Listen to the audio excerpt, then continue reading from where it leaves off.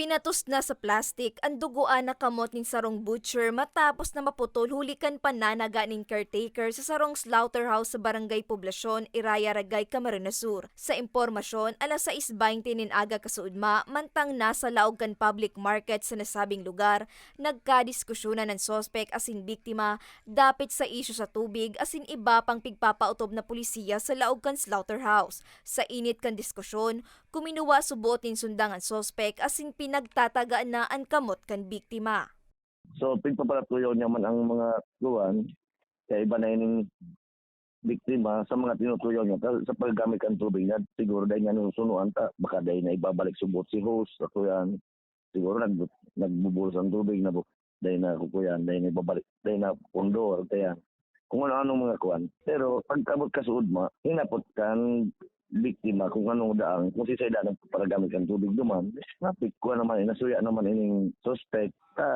Dati na yun na nga mapigparatuyo niya, aram niya kung si Isa yung mga nagparagamit ng tubig.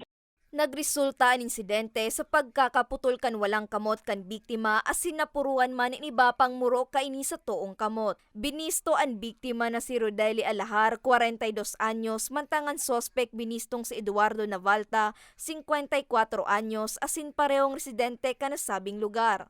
Kung nakadangog man po ang mga kapamilya o mga nakakabisto kay Eduardo Novalta, pakisabi na lang po na siya mas maray na mag-surrender na lang po. Masayang nangyayaring maraot, pupupitaran mo siya bilang suspect, bilang tao po bagay sa tao ang karapatan niya. Tapos kaya man, si mga makahiling man po sa iya, kung natatakot na, magsabi na lang po sa mga, pupupitaran naman sa indang identity. Sana ni madakop na po yung tao. Hasta sa presente, padagos pa ang pinagigibong paghahanap kan otoridad sa sospek na tulos man na duminulag matapos na makumitiran krimen. Kasong frustrated murder ang kakahampangon kan sospek.